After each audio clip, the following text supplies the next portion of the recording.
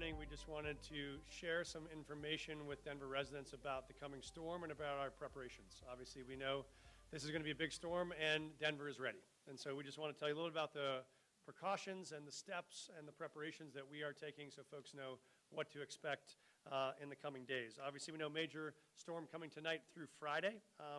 We're focused on how we prepare the city to be ready so everyone can safely survive these next couple days. In terms of what our response is like, we are calling this a Tier 4 response. That is the highest level of response that we have in the city. Starts at Tier 1, goes up through Tier 2, Tier 3, and Tier 4. Amy, who's here from Dottie, will talk a little bit more about the implementation of that, but some of the high-level things you should know about what that means for the city. First is we are getting ready to deploy the maximum number of snowplow responses that we ever have available in the city. That means we'll have all 54 of our heavy plows out. They will be covering all of our arterials and all of our collectors, the main roads around the city. Our plan is that we will be able to do 2 passes on those major arterials and collectors every 24 hours. So what we do with these shifts, we have 54 heavy-duty trucks. Those will be staffed every 12 hours, so we will be running them around the clock. So we have personnel who will do an overnight shift, then we'll have the next team come in and do the day shift, and so they will be running constantly these 54 heavy plows. We also have activated 36 residential plows. Those will be also running 24 hours in loops, 12-hour shifts. Those will be plowing our residential streets. So with that capacity, we will also be able to get to every residential street in Denver around every 24 hours. That means both we can get to every residential street every 24 hours, every major arterial and collector about every 12 hours. I want to say one more thing about bike lanes. I do know we have some real enthusiasts who still are planning to bike tomorrow, even after 12 inches of snow. We will be working on clearing out our protected bike lanes. Those will require about 24 to 36 hours per pass, but we should be able to get there in the first 24 to 36 hours. So that's a bit about what we have prepared on our deployment. Really grateful to the team who has helped pull this together, particularly Amy at Dottie. I'll say one more thing about city services so folks are prepared for that tomorrow. We are going to be encouraging folks to stay home, to stay out of the traffic and the snow as our part in doing that. We will have city and county Denver offices will be closed tomorrow to in-person customer service. Our employees that are non-essential will still be working from home, but folks that are essential, of course, our officers and others will still be out and in person providing those services. Solid waste services will still be going forward as possible, so we're optimistic they'll be able to get access to all the alleyways and streets to keep that open. We will have a warming center open at the Glenarm Recreation Center that's available for folks that need that. Our migrant centers are still open. We are not exiting people during the time of this storm, so we're pausing exits. And most important of all, the St. Patrick's Day Parade will still be happening on Saturday, and I will be there. So that's a little bit of our update. We want to make sure people have that information so that they can use. I want to introduce Amy Ford, who's our director from Dottie, who can talk a little bit more through our implementation and our plan going forward. Thank you, Mayor. And really, just to add on to what the mayor is saying, it's now about the people. And so our message is to stay safe. And as we do that, we want to ask people a couple of things. Stay off the roads if you can. Don't drive. If you don't need to go somewhere, please don't. But if you do need to drive somewhere, do a couple of things for us. One, make sure you have good tires and that you're driving safely, but also drive slowly and prepare, obviously, for those response times as you're coming into stops and intersections. For those of you who are wanting to bicycle, and we know there might be a few of you, we're asking just a couple of things. Be prepared to ride in a shared lane condition. Obviously, our plows will be out. We will be working through our protected bike lanes, as we noted in the 24 to 36-hour cycle. But be prepared for those shared bike lanes. In fact, prepare maybe that you even move into our trail systems. Might be a better and safer place for you to actually ride. Also, don't forget to shovel. We know that the city asks and everyone that you do shovel your sidewalks. Our commercial properties, as soon as the snow is done, we ask that you start clearing those. Equally so with our residences. You have a 24-hour period, obviously, to clear your roads. Let's make sure that people can move and get around as they need to go. And as we go through this, you're going to see potentially, given the nature of this storm, given the heaviness and the depth and the weight of the snow, perhaps down power lines, down trees and others. If you see down power lines, obviously, please reach out and call Excel. If you're seeing down trees or down branches and others, please do clear those off as best we can. There are services that we can provide online that help you do that and clear that debris. And equally so, know that our Denver solid waste teams will come and we will do collects and pickups of those debris items as you put those out in for trash pickup. And then as we finish all of this up, as my colleagues are standing here next to us, there may be stuck vehicles out there for those of you who still feel the need to be on the roads. And if you are a stuck vehicle, know that we have a short tow program where we may tow you off of the road into a parking lot or otherwise. Our DPD partners and others, and we can provide that sort of phone number. You can call that phone number and reach out, and we will tell you where we've actually towed that vehicle to. So I think the important thing as we close this out is to remember to help each other. We're in a city that cares and wants to ensure that everyone stays safe. Recognize that your neighbors and others may not be able to help when they're doing their sidewalks and helping to clear. Be safe and look out for each other. Volunteer. If kids are staying home tomorrow, which I know they are because of DPS has already canceled school, my son's very excited. He will be going out to help with sidewalk clearance with some of our neighbors.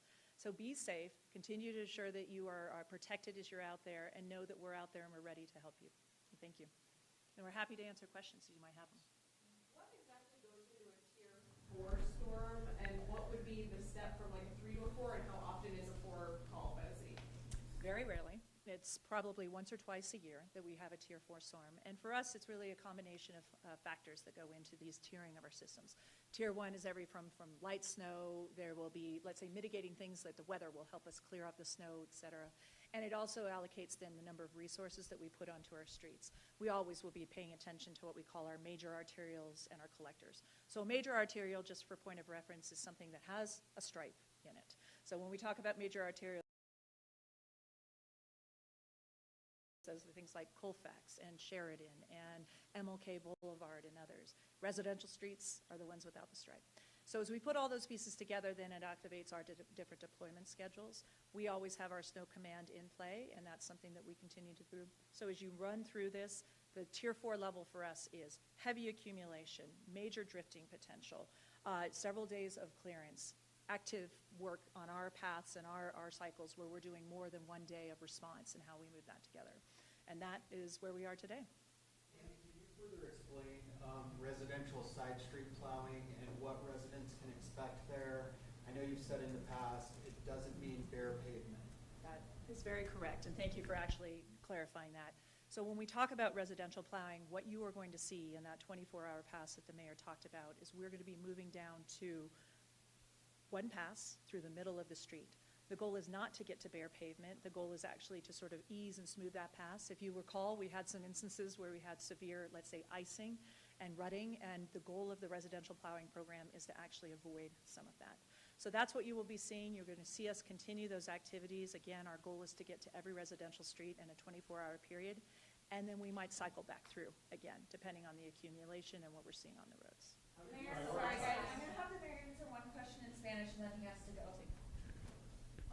So as you know, in the small residence, streets are not that clear, especially days after the storm. Do you have anything that he's going to do that's going to help in the small residence? ¿Quieres que contesto en español? Perfecto. Ya, gracias. La cosa importante es que en los días que vienen tenemos personas que van a estar trabajando todo el día y toda la noche, y eso significa que vamos a pasar una vez cada 24 horas por todos los calles grandes, los arterials o collectors que llamamos, y también que vamos a pasar por todos los calles residenciales, también una vez cada 24 horas. Entonces significa que debemos llegar de todas las calles pequeñas en los barrios cada 24 horas. Como la tormenta se prevé que sea fuerte, ¿cuánto tiempo tendrá los vecindarios de las personas para limpiar las aceras? Y sabemos que la ley les exige, obviamente, a tanto tiempo después de la tormenta. Vamos a los sidewalks que tenemos, lo siento que no conozco esa palabra en español, pero los sidewalks, voy a usar Spanglish, los sidewalks, pedimos a la gente que viven en las casas para ayudar ahí, porque es su propia oportunidad para limpiar los sidewalks. Nosotros vamos y también queremos los niños y otros que pueden ayudar, deben, pero los calles vamos a limpiar nosotros, y también los calles de las bicicletas también vamos a limpiar cada 24 horas. Gracias. Señor, para Telemundo, Sí. hay mucha gente en la calle, inmigrante y gente sin hogar. ¿A dónde pueden acudir ellos? ¿Va a haber gente de ustedes patrullando ahí, ayudándola a llevarlos a los albergues o algo? Ya, es muy importante que gente que están viviendo en la calle, si son migrantes que ya han llegado o son gente sin casas, tenemos oportunidades. Tenemos sitios, refugios que están abiertos. Tenemos el Rec Center en Glenarm que va a estar abierto para gente que necesitan obtener más caliente, que no quieren quedar frío. Y también tenemos programas por la gente sin casa para venir al dentro, unos sitios que tenemos al lado oeste de ciudad. Entonces, toda la gente que están afuera tiene oportunidad para venir al dentro por la storm. Gracias. Amy and the rest of the team will stick around for more questions. You're in better hands. I have a question for the mayor that we saw. I apologize, the mayor does not have time. Oh, yeah, It's I a post on social media that says someone from your office went to one of the encampments, came to the encampment and threatened the migrants with racist rhetoric and yelling at them to go to Chicago and New York. He said that will show up again tonight to try to dissolve the camp. Inaccurate. And so I will say what we have been doing is going out to folks that are in encampments and encouraging them that we have opportunities for them to come inside. And so what we know is we don't want anyone, if you've never been to Denver before for a Denver winter, you've never lived through a Tier 4 storm, you don't know what you're facing with 12 inches of snow potentially tonight. So we have gone back repeatedly to offer folks the opportunity to come inside with opportunities to come inside.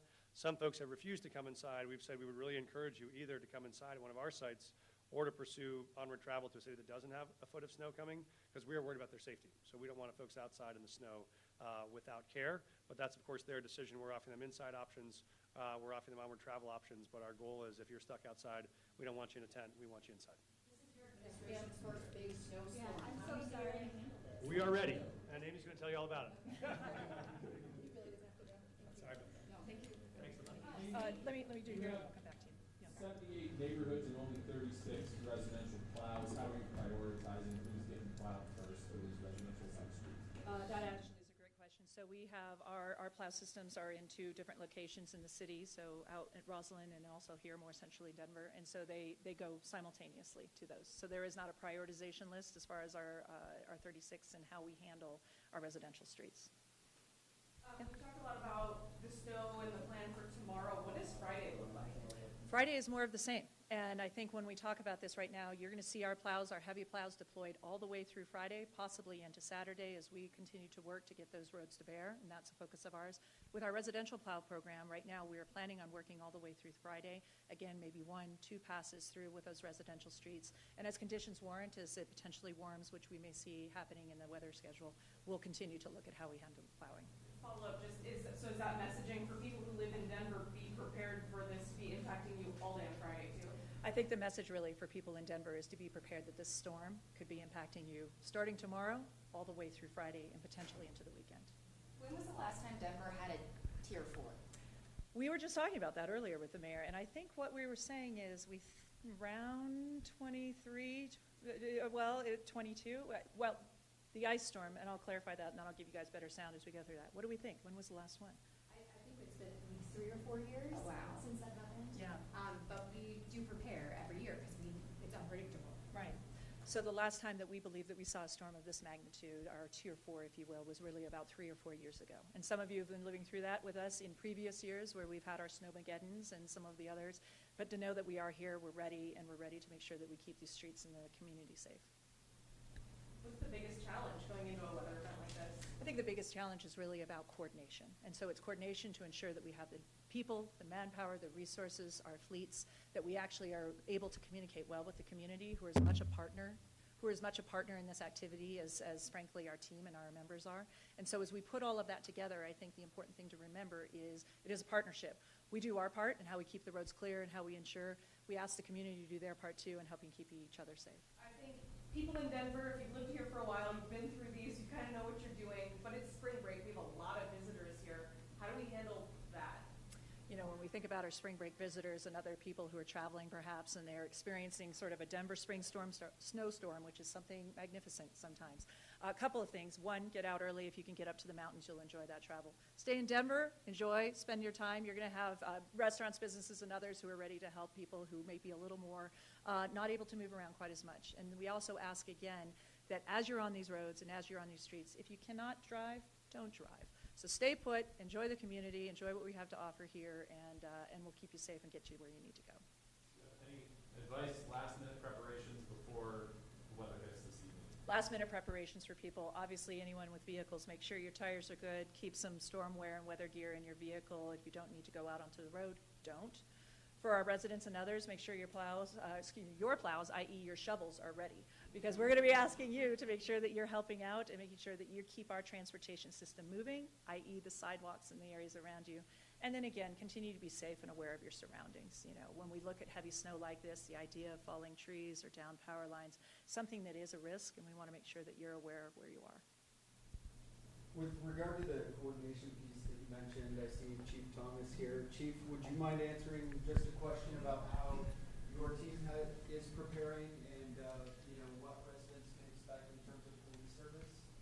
Certainly, I expect that you won't see any interruption in police service. I mean, all of our vehicles primarily are SUVs, so we are capable of getting through the snow. We have access to chains, so I don't anticipate any interruption in police service.